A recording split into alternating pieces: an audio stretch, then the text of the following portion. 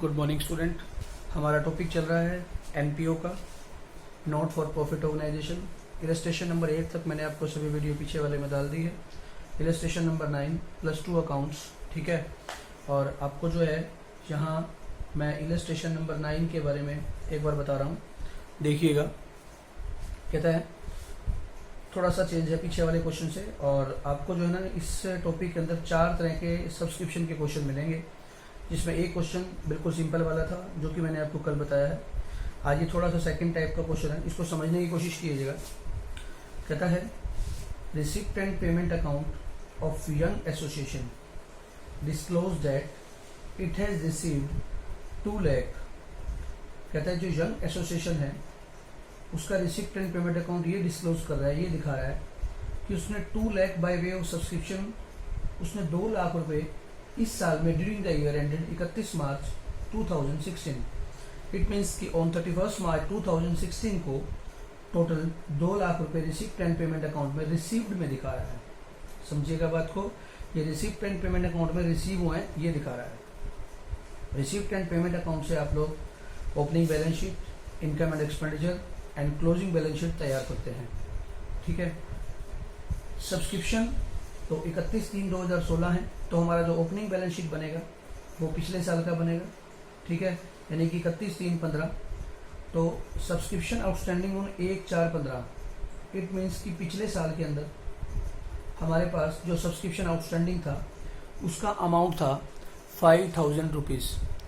Previous year के अंदर 5000 का जो सब्सक्रिप्शन था वो आउटस्टैंडिंग था, जिसका अमाउंट है 5000। आपको पता है ये अमाउंट कहाँ आएगा, ओपनिंग आउटस्टैंडिंग सब्सक्रिप्शन है तो आपको ये मालूम है कि ओपनिंग बैलेंस शीट की एसेट साइड में आएगा, ठीक है।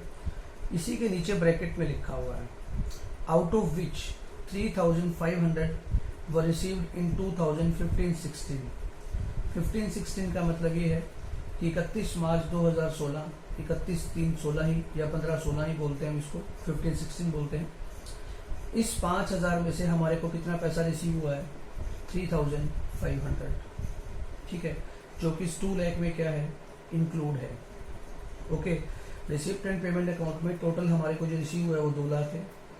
प्रीवियस ईयर का जो आउटस्टैंडिंग था उसका अमाउंट था 5000 रुपीज़। उस 5000 में से हमारे को जो 3500 क्या हो गया है रिसीव हो गया है, जो कि इस साल का नहीं था पिछले साल का था। कह रहा है जो पिछला 5000 था उसमें से हमारे को 3500 रुपये 2015-16 में मिल गया, जो कि इस साल की कमाई नहीं है। इसलिए मैं क्या ट्रीटमेंट करूँगा, आपको पता है कि प्रीवियस ईयर का आउटस्टैंडिंग हमारी इस साल की इनकम नहीं है, तो हम उसे क्या कर देते हैं माइनस कर देते हैं, ठीक है। फिर बोलता है subscription received in advance on 31 March 2015। Previous year के अंदर हमारे को 3000 का अमाउंट क्या मिला था, एडवांस मिला था। आपको ये भी पता है कि जब प्रीवियस ईयर का एडवांस आता है तो हम ओपनिंग बैलेंस शीट में या प्रीवियस ईयर की बैलेंस शीट में बोल देते हैं हम लोग लायबिलिटी बन जाएगी, ठीक है। एडवांस रिसीव हुए पिछले साल, हमारी इनकम हमारी इस साल की पिछले साल की इनकम नहीं थी, तो पिछले साल यानी कि ओपनिंग बैलेंस शीट में क्या हो जाएगी लायबिलिटी में आ जाएगा। और जो आपका ये 2 लाख है इस साल रिसीव नहीं हुआ क्योंकि ये पिछले साल रिसीव हो गया था, जबकि ये इस साल की इनकम थी, तो हम क्या कर देंगे प्लस कर देंगे इस 2 लाख के अंदर, ठीक है। तो ये हमारा क्या बन जाएगा, प्रीवियस ईयर का एडवांस आपको पता है ओपनिंग बैलेंस शीट में लायबिलिटी में आती है, और हमारे इनकम एंड एक्सपेंडिचर अकाउंट में कहाँ आता है ये प्लस हो जाता है।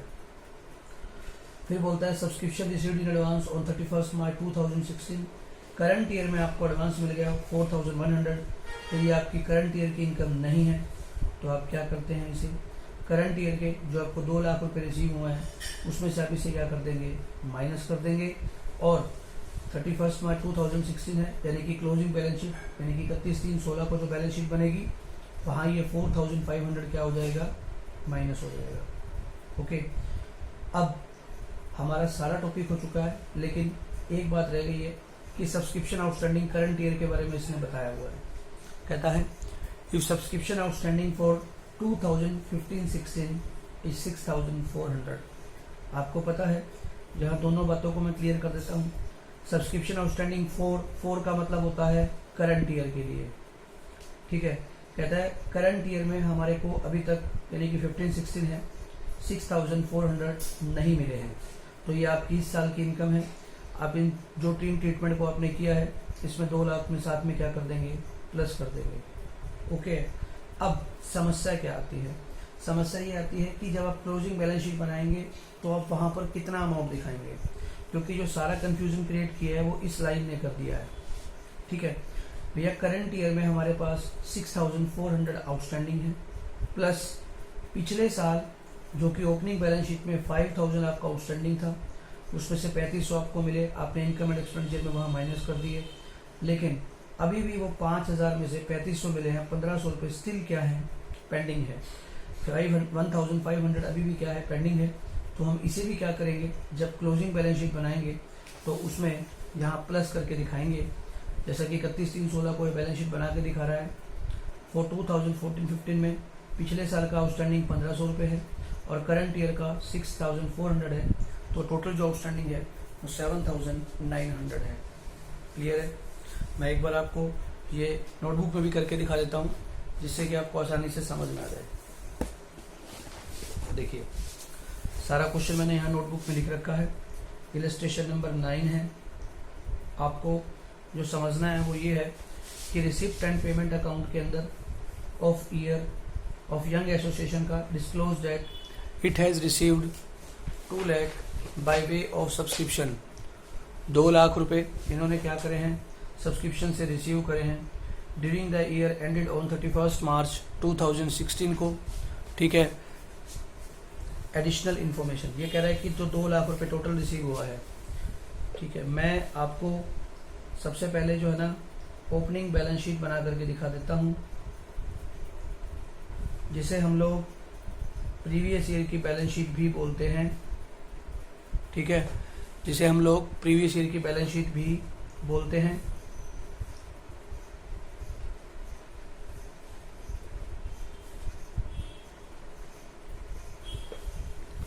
फिर आपको मालूम है कि साथ साथ क्या बनेगा, इनकम एंड एक्सपेंडिचर अकाउंट। आपको ये मालूम है ये डेबिट साइड और ये आपकी credit side. Income and expenditure की जो नेचर होती है वो नॉमिनल की होती है। क्रेडिट साइड में इनकम को दिखाया जाता है। ठीक है, और साथ में मैं आपको क्या बना के दिखा रहा हूँ, क्लोजिंग बैलेंस शीट।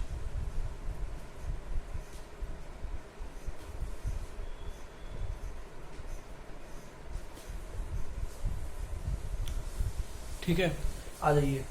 कहता है रिसिप्ट एंड पेमेंट अकाउंट में हमारे को 2 लाख रुपए दिया हुआ है, क्योंकि आपको पता है रिसिप्ट एंड पेमेंट अकाउंट में करंट ईयर का, प्रीवियस ईयर का और नेक्स्ट ईयर का तीनों सालों का भी इनकम हो सकता है। तो सबसे पहले मैं यहाँ लिखूँगा इनकम एंड एक्सपेंडिचर अकाउंट में बाय सब्सक्रिप्शन, जिसमें आपको कितने रुपए मिले हुए हैं, 2 लाख रुपए मिले हुए हैं। ठीक है, ध्यान रखना अमाउंट के कॉलम में मत लिखना, नीचे लिखना है यहाँ बाय सब्सक्रिप्शन 2 लाख रुपीज़। अब आपको सबसे पहले क्या करना है, एडवांस के टॉपिक को सोल्व करना है। सब्सक्रिप्शन आउटस्टैंडिंग के बारे में हम लोग बाद में सोचेंगे, पहले हम लोग एडवांस के बारे में सोचते हैं। देखिए, subscription received in advance on 31 मार्च 2015। पिछले साल आपको एडवांस मिल गया था प्रीवियस ईयर में 3,000 का, आपको ये पता है। तो आप क्या लिखेंगे यहाँ पर, subscription received in advance. Opening balance sheet के अंदर आपकी लायबिलिटी बन जाती है 3,000 की। ठीक है, और आपको ये पता है कि जो ये 3,000 रिसीव हुआ है प्रीवियस ईयर में रिसीव हो गया था, जबकि वो आपकी इस साल की इनकम थी। पिछले साल आपको एडवांस मिला था, यानी कि आगे वाले साल के लिए, इट मीन्स 31/3/16 के लिए थी वो इनकम, लेकिन पिछले साल मिल गई थी। तो इसका मतलब ये है कि 31/3/16 में वो ऐड नहीं हुई है, और जो हम इनकम एंड एक्सपेंडिचर अकाउंट तैयार कर रहे हैं ये 31/3/2016 को ही रेट तैयार कर रहे हैं। तो हम क्या करेंगे, इसमें ऐड कर देंगे और यहाँ क्या लिखेंगे, प्रीवियस ईयर एडवांस, जिसका अमाउंट कितना है आपका 3,000 रुपीज़। ठीक है, और फिर हम इसका टोटल कर लेंगे, जिसका अमाउंट आता है 2,03,000 रुपये। क्लियर? अब मैं बात करता हूँ सब्सक्रिप्शन रिसीव्ड इन एडवांस की करंट ईयर में। आपको पता है करंट ईयर में अगर कोई भी अमाउंट एडवांस रिसीव होता है तो वो आपकी करंट ईयर की इनकम नहीं होती है, वो आपको नेक्स्ट ईयर के लिए मिल गई है। इसका मतलब वो आपकी करंट ईयर की इनकम नहीं है, तो हम उसे क्या कर देंगे, लेस करंट ईयर एडवांस, जिसका अमाउंट कितना है 4100। मैं यहाँ से 4100 को क्या कर दूंगा, माइनस कर दूंगा।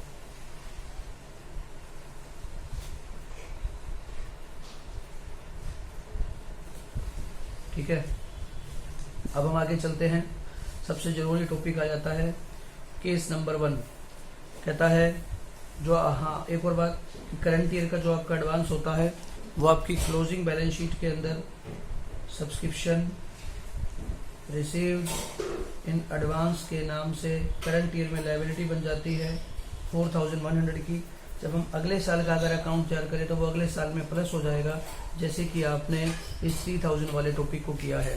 ठीक है, हमारा तो जो मेन मतलब है वो इनकम एंड एक्सपेंडिचर अकाउंट से, ओपनिंग बैलेंस शीट से और क्लोजिंग बैलेंस शीट से है। सबसे जरूरी है इनकम एंड एक्सपेंडिचर अकाउंट को सही तैयार करना। अब मैं चलता हूँ सब्सक्रिप्शन आउटस्टैंडिंग। पहले हम प्रीवियस ईयर के आउटस्टैंडिंग को देखते हैं। क्वेश्चन के अंदर सबसे पहले ध्यान रखना है सब्सक्रिप्शन आउटस्टैंडिंग ऑन 1/4/2015। पिछले साल आपको 5000 का सब्सक्रिप्शन आउटस्टैंडिंग था जो आपको नहीं मिला, यानी कि ये पिछले साल की इनकम थी। तो आप ओपनिंग बैलेंस शीट के अंदर सब्सक्रिप्शन आउटस्टैंडिंग को दिखाएंगे 5000 रुपीज़। ठीक है, अब जो इसी के ऊपर ही हमारा केस नंबर ए और केस नंबर बी डिपेंड करता है। क्या कहता है, देखिए, कहता है subscription outstanding for 2015-16। Current year में हमारा सब्सक्रिप्शन 6400 का आउटस्टैंडिंग है, यानी कि हमारा पिछला 5000 था। ठीक है, और उसमें से 3500 हमारे को रिसीव हुआ है, और जो इस साल में टोटल सब्सक्रिप्शन नहीं है, बल्कि ये कह रहे हैं कि करंट ईयर का जो सब्सक्रिप्शन है वो 6400 रुपये स्टिल पेंडिंग है। ठीक है, तो करंट ईयर में जो सब्सक्रिप्शन पेंडिंग है वो कितना है, 6400 का है। आपको पता है, आप ऐड कर लेते हैं करंट ईयर का आउटस्टैंडिंग जिसका अमाउंट है 6400 का, और आपको ये भी मालूम है कि करंट ईयर का आउटस्टैंडिंग आपकी क्लोजिंग बैलेंस शीट के अंदर एसेट साइड में दिखाया जाता है। आप लिखते हैं subscription outstanding for current year 6400 रुपये। मैं इसको यहाँ प्लस कर लेता हूँ। ठीक है, अब सबसे ज़रूरी बात, केस नंबर ए में सब्सक्रिप्शन आउटस्टैंडिंग करंट ईयर का हो चुका है, और साथ में हम लोग पहली एंट्री को देखेंगे कि जो पिछला सब्सक्रिप्शन था वो 5000 का पेंडिंग था, जिसमें से कि 3500 रुपये हमारे को मिले हुए हैं इस साल में। तो आपकी इस साल की वो 3500 रुपये इनकम नहीं है, क्योंकि क्लियर बोल रहे क्वेश्चन में, out of which 3500 were received in 2015-16। Current year में आपको 3500 रुपये मिल चुके हैं, तो वो आपकी करंट ईयर की इनकम नहीं है। तो मैं यहाँ लेस कर दूंगा 3500 को, क्योंकि वो आपकी करंट ईयर की इनकम नहीं है। ठीक है, ये हम क्या बोलते हैं इसको, प्रीवियस ईयर आउटस्टैंडिंग सब्सक्रिप्शन। ध्यान रखना 5000 माइनस मत कर देना, क्योंकि बेशक से पिछला 5000 रुपये पेंडिंग था, उसमें से केवल 3500 ही मिला है। अगर ये लाइन ना लिखी होती तब मैं ये मानता कि 5000 रुपये ही नहीं मिले हैं, 5000 रुपये ही मिले हैं इस साल में, तो मैं 5000 रुपये को ही माइनस करता। लेकिन उनमें से केवल हमारे को 3500 मिले हैं, 1500 रुपये अभी भी पिछले पेंडिंग है। ठीक है, आउटस्टैंडिंग है। तो मैं जो क्लोजिंग बैलेंस शीट है उसमें क्लियर दिखाऊंगा सब्सक्रिप्शन आउटस्टैंडिंग लिख करके कि करंट ईयर का जो आउटस्टैंडिंग है वो 6400 रुपये है, और जो प्रीवियस ईयर का आउटस्टैंडिंग है उसका अमाउंट है 1500, यानी कि आपने अभी भी टोटल में 7900 रुपीज़ रिसीव करने हैं। ठीक है,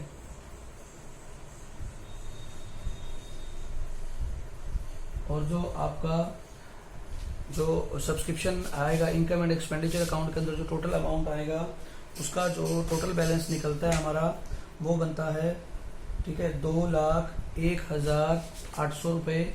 ये जो टोटल बैलेंस आया है इस 2,01,800 को हम लोग यहाँ इनकम एंड एक्सपेंडिचर में दिखाएंगे। ठीक है, और क्लोजिंग बैलेंस शीट में आपका 6400 करंट ईयर का और प्रीवियस ईयर का 1500 आएगा। ये सारा जो मुझे पता लगा है वो इस लाइन से पता लगा है। यहाँ 4 लिखा हुआ है, 4 का मतलब है केवल करंट ईयर। ठीक है, अब मैं केस नंबर बी की तरफ चलता हूँ, एक बार आप देखिएगा, बाकी सारा क्वेश्चन सेम है। ठीक है, बी की तरफ चलते हैं। बी में सिर्फ एक ही बात आपसे कह रहा है, मैं आपको यहाँ इनकम एंड एक्सपेंडिचर अकाउंट बना करके दिखाता हूँ, साथ में ओपनिंग बैलेंस शीट भी। ओपनिंग बैलेंस शीट बना दी है मैंने। फिर हम चलते हैं इनकम एंड एक्सपेंडिचर अकाउंट के अंदर।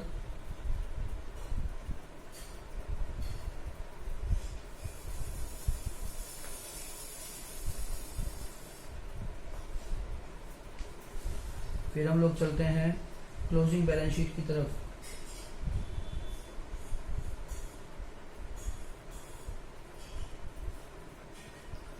समझते रहिएगा बात को, क्वेश्चन बिल्कुल सेम है। आपको सबसे पहले ये पता है कि बाय सब्सक्रिप्शन में आपको 2 लाख रुपए क्या हुए हैं, रिसीव हुए हैं। ठीक है, बाय सब्सक्रिप्शन के नाम से आपके पास 2 लाख रुपए आ गए हैं। आपको ये पता है कि प्रीवियस ईयर का आउटस्टैंडिंग जो था, सब्सक्रिप्शन आउटस्टैंडिंग का अमाउंट कितना था, 5000 था। ठीक है, पहले मैं आउटस्टैंडिंग को ही सॉल्व कर देता हूँ अब की बार। ठीक है, सब्सक्रिप्शन आउटस्टैंडिंग 5000 रुपीज़ है। नीचे एक लाइन लिखी हुई थी कि out of which 3500 were received in 2015-16। ठीक है, इसका भी सेम ट्रीटमेंट रहेगा।